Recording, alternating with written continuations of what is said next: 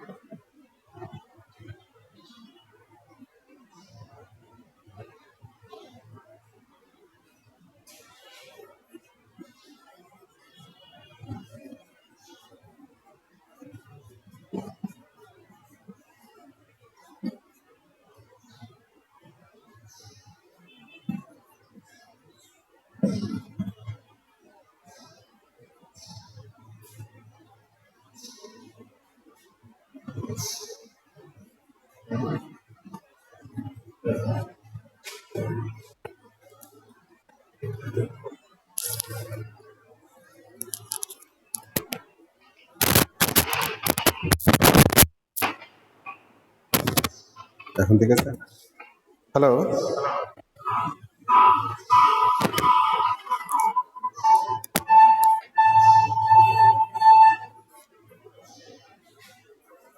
শুনতে পারো না?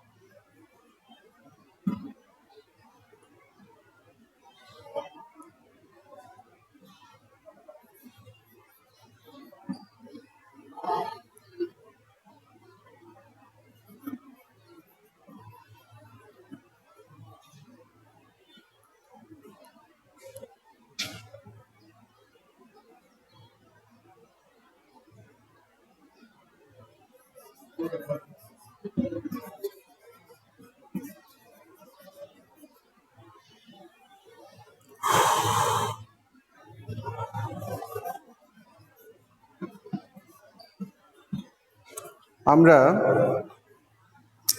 যে ন্যারেশনটা লিখলাম আমি একটু পড়ি। My sons said he, a great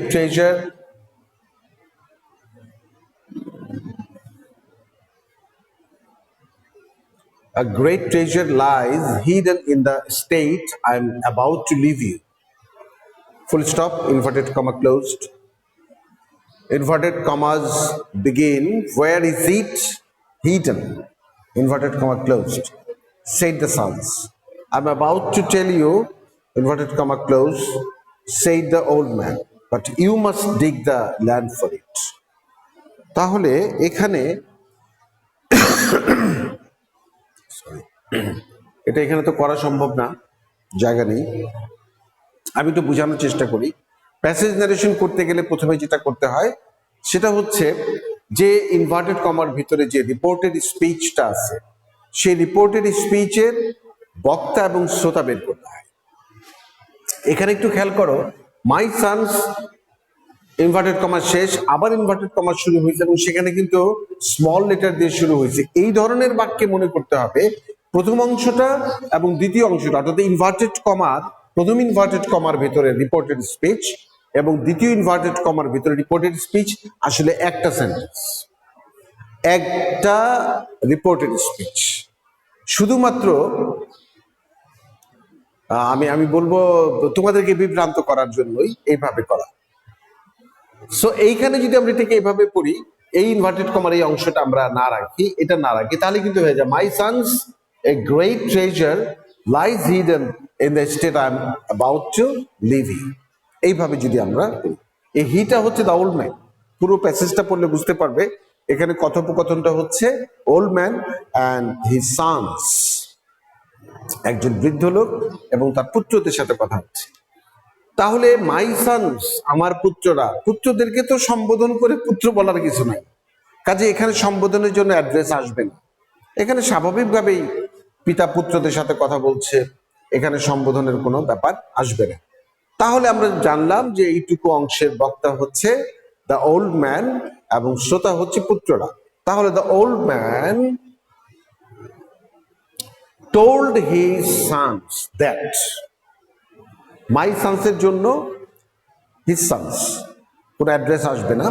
এবং এটা যেহেতু একটা assertive sentence, a great treasure lies hidden in the state I am about to leave you, তাহলে the old man told his sons that, অ্যাসার্টিভের নিয়মে আমরা যেভাবে করি কানেক্টর হিসেবে দ্যাট যুক্ত করি, a great treasure lay hidden, lie থেকে লে আসবে, L A Y, lay hidden in the state he, that is the old man, was about to leave them, ব্র্যাকেটে the sons অথবা শুধু sons। বুঝাতে পারলাম? The old man told his sons that a great treasure lay hidden in the estate he was about to leave them, ব্র্যাকেটে sons. Where is it hidden? Said the sons. The sons asked him, question mark, interrogative sentence, কাজেই reporting ভার্বটা asked হয়ে যাবে। The sons asked him, এবং রিপোর্টের স্পিচটা WH pronoun দিয়ে শুরু হয়েছে, so WH প্রোনাউনটাই connector হিসেবে বসবে। Where it was, এবং তোমরা জানো যে ন্যারেশন করার পরে প্রত্যেকটা সেন্টেন্স অ্যাসার্টিভ হয়, তার মানে হচ্ছে সাবজেক্ট আগে চলে আসবে, ভার্বটা পরে চলে যাবে। Where it was hidden, ইটটা ওয়াজ হয়ে যাবে, টেন্স পরিবর্তন হয়। তাহলে পুত্ররা পিতাকে জিজ্ঞেস করলো কোথায় এটা লুকায়িত আছে, এই সম্পদ কোথায় লুকায়িত আছে।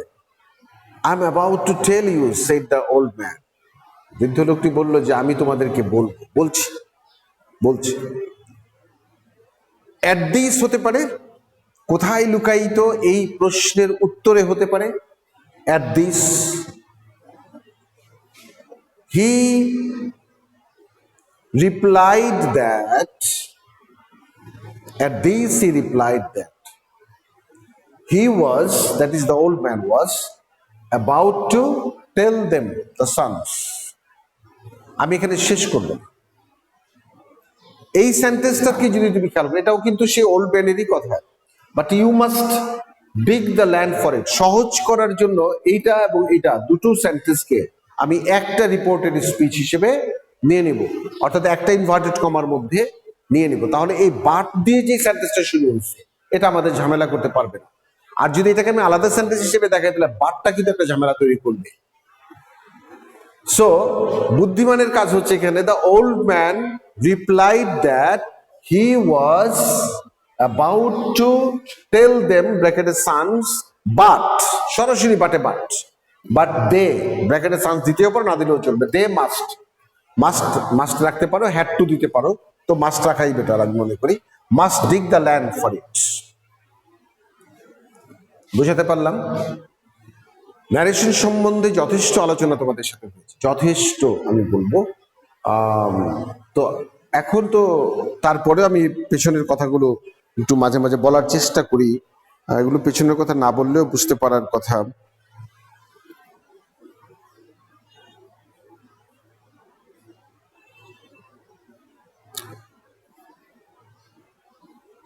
আমরা আরেকটা একটু দেখার চেষ্টা করব।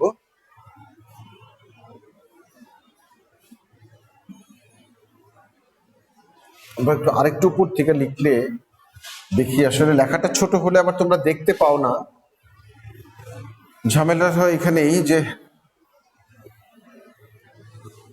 আরেকটু উপর থেকে যদি লিখি দেখা যায় কতটুকু, আগে দেখে নিয়ে কতটুকুকে অ্যালাউ করে।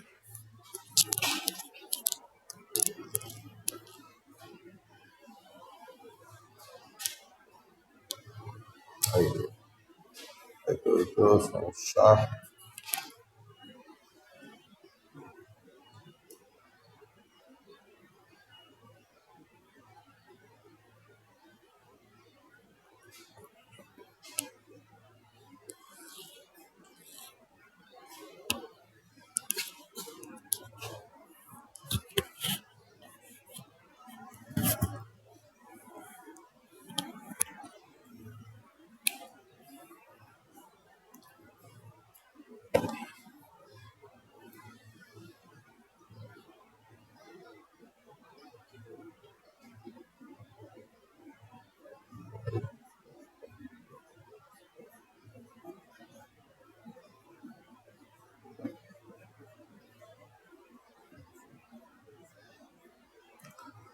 follow my example.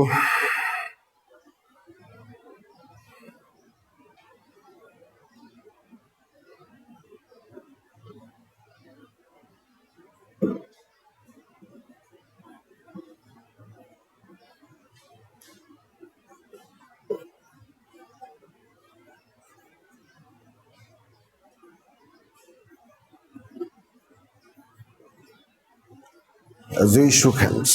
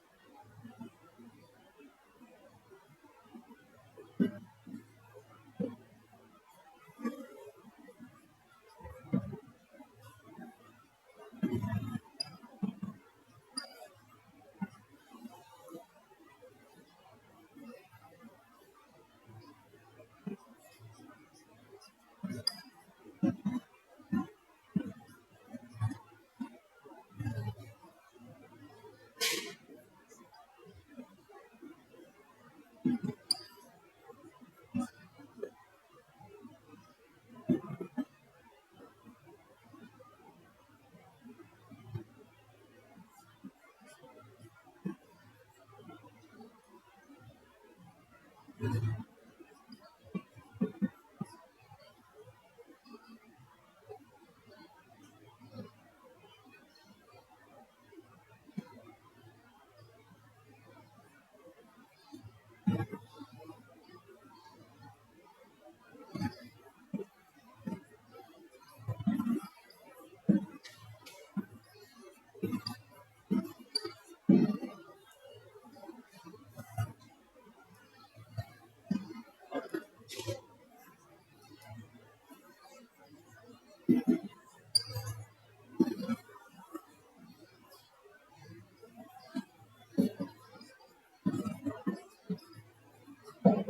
হচ্ছে আমাদের ন্যারেশনটা।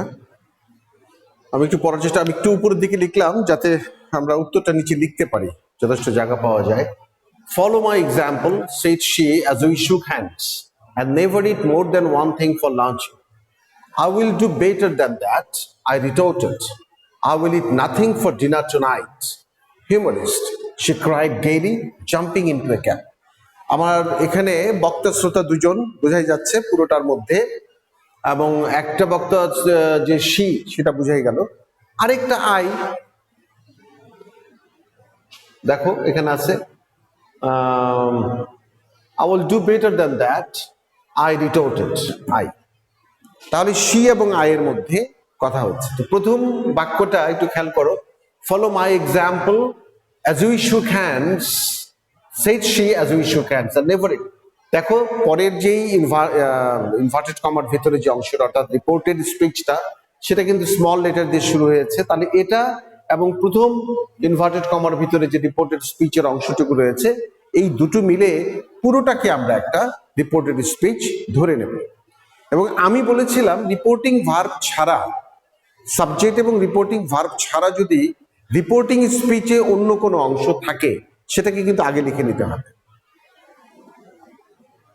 ব্যাপারটা আমি আবার ব্যাখ্যা করি, একটু মনে করার চেষ্টা করো, আমার প্রিভিয়াস ন্যারেশনের ক্লাসগুলো মনে করার চেষ্টা করো। আমি বলেছিলাম যে রিপোর্টিং স্পিচে সাবজেক্ট এবং রিপোর্টিং ভার্ব ছাড়া যদি অন্য কোনো কিছু থাকে, সেটা কিন্তু শুরুতে লিখে নিতে হবে।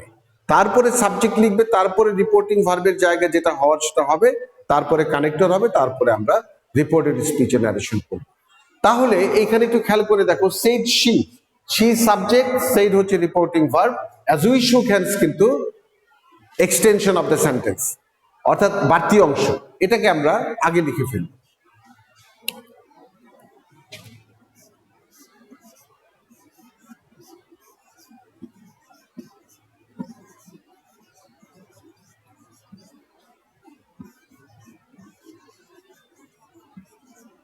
as we shook hands আমি কিন্তু আগে লিখে ফেলছি। এবার আমি সাবজেক্ট আনবো রিপোর্টিং ভার্বের জায়গায়, যেটা বসে সেটা বসবে। যেহেতু ফলো মাই এক্সাম্পল অর্থাৎ শুরুটা খেয়াল করো, follow my example, that is the sentence begins with main verb, that is the sentence is imperative. Imperative যখন হয় তখন আমরা রিপোর্টিং ভার্বের জায়গায় কি লিখি? আমরা অ্যাডভাইস লিখি, রিকোয়েস্ট লিখি, আমরা অর্ডার লিখি। এটা সেন্টেন্সের ধরন অনুযায়ী আমরা ধরি কি আছে এখানে, ফলো মাই এক্সাম্পল, আমার উদাহরণ মেনে চলো, and never eat more than one thing for lunch. লাঞ্চে একটা জিনিস হচ্ছে বেশি কিছু খেও না, ইটস এ সাজেশন, এটা এক ধরনের অ্যাডভাইস করা। তাহলে as we shook hands she advised, subject তো পেলাম, অবজেক্ট যেহেতু হবে এখানে আই, তো মি হয়ে যাবে, মি টু। জানো তো তোমরা যে ইম্পারেটিভ সেন্টেন্সে ন্যারেশন করতে গেলে কানেক্টর হিসেবে আমরা টু দেই, এবং তারপরে যা আছে হুবহু বসে যায়। যেহেতু ইম্পারেটিভ সেন্টেন্স মানেই হচ্ছে মূল ভার্ব দিয়ে শুরু হওয়া, দ্যাট ইজ মূল ভার্বের প্রেজেন্ট ফর্ম থাকে, টু এর পরে মূল ভার্বের প্রেজেন্ট ফর্ম এমনি দিতে হয়। ফলো মাইটা হয়ে যাবে হার, চেঞ্জ হবে হার এক্সাম্পল।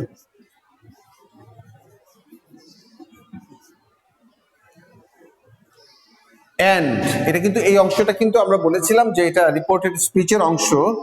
এন্ড এইখানে একটা কথা আছে কিন্তু, নেভার ইট মোর দেন ওয়ান থিং, তো এন্ড নেভার টু ইট, অর্থাৎ এই টুটা কিন্তু আমরা আবার ভার্বের প্রেজেন্ট ফর্মে লাগিয়ে দিই, never to eat more than one thing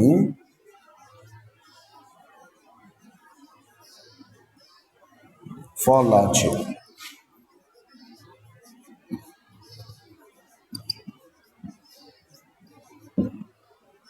আমরা এটা ফুল স্টপ দিয়ে দিলাম। এটা হচ্ছে তাহলে বক্তা ছিল সি, এই যে পেয়েছি আমরা, এবং শ্রোতা ছিল আই, তো সেটা হয়েছে। এইখানে এখন যে কথাটা আসবে আবার, I will do better than that, এখানে বক্তা হচ্ছে আই, তাহলে শ্রোতা আলটিমেটলি সি। আই রিটোর্টেড, রিটোর্ট মানে হচ্ছে বলা, এটাও বলা, তবে একটু রাগত স্বরে বলা, বিরক্তি নিয়ে বলা। তো রিটোর্টকে আমরা রিটোর্টই রেখে দিই, সমস্যা কি? আই রিটোর্টেড, সেটের মতো আর কি, রিটোর্টেড দ্যাট, যেহেতু রিপোর্টেড স্পিচটাকে একটু খেয়াল করো, I will do better than that, অর্থাৎ এটা অ্যাসার্টিভ সেন্টেন্স, কাজে কানেক্টর হিসেবে দ্যাট চলে আসবে। আই রিটোর্টেড দ্যাট আই, উইলটা হয়ে যাবে would, I would do better than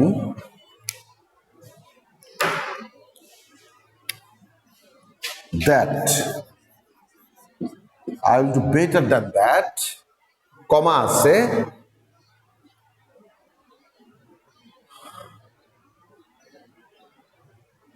আমার মনে হয় যে কমাটা এটার জন্য নয়, এটা ওই রিপোর্টিং স্পিচের আগের কমা। সো তারপর আবার নতুন করে একটা ইয়ে শুরু হয়েছে, এটাও কিন্তু একই বক্তার, আইআরি বক্তার। তো আমরা ইচ্ছে করলে অ্যান্ড দিতে পারি অথবা অ্যান্ড অ্যাডেড দ্যাট দিতে পারি, অ্যান্ড অ্যাডেড দ্যাট, দুটো অ্যাসার্টিভিটি করা যেতে পারে, তাই না? অথবা প্রথমে যে কোনো সেন্টেন্সের ন্যারেশন করার পরে দ্বিতীয় সেন্টেন্সটা যদি অ্যাসার্টিভ হয়, তাহলে সেটা অ্যান্ড অ্যাডেড দ্যাট দিয়ে করা যেতে পারে যদি বক্তা একই থাকে। And added that I would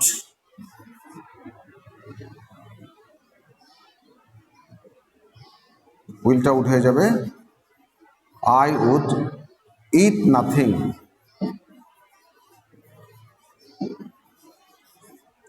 for dinner.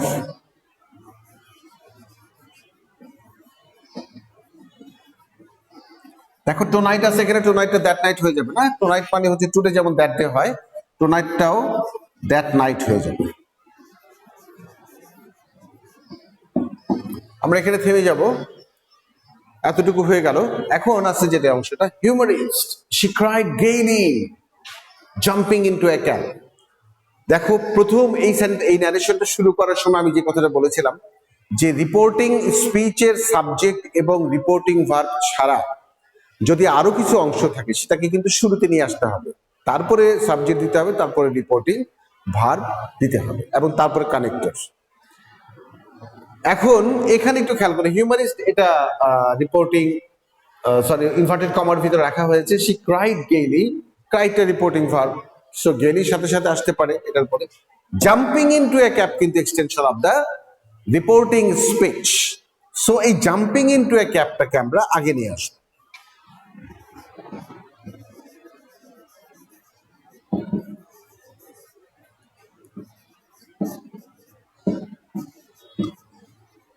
এবার আমরা ন্যারেশন শুরু করব।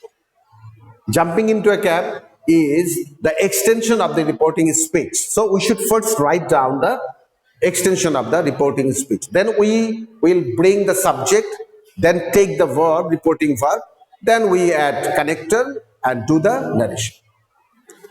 Jumping into a cab, এবার চলো আমরা সাবজেক্ট বের করি। যে সাবজেক্ট আছে she cried gaily, তো ক্রাইড কে আমরা এখানে ক্রাইডই রাখতে পারি, এখানে কোনো চেঞ্জ করার কিছু নাই। তবে স্যার কথা আছে এখানে, সেটা হচ্ছে হিউমারিস্ট এই বিষয়টা কি, আমরা যখন কাউকে কোনো নামে ডাকি সম্বোধন করে, এই যে ভাই শুনেন, অ্যাড্রেস করি, এই যে বন্ধু শুনো, অ্যাড্রেস করি। পৃথিবীতে প্রচলিত সম্পর্কগুলো কে আমরা যখন সম্পর্কে ধরে কাউকে সম্বোধন করি তখন আমরা অ্যাড্রেস করি। হিউমারিস্টটা হচ্ছে এক ধরনের নাম দেওয়া, যা সে না, হাস্যকর, হাসির, মজার, আপনি তো খুব মজার লোক, তাহলে এইটা হলেই তোমাকে করতে হবে কল, এই ধরনের কিছু হলে কল। Joker, call. তো ব্র্যাভো, কাউকে যখন সাহসী বলি সেটাও কল। তাহলে আমরা এইখানে jumping into a cab, she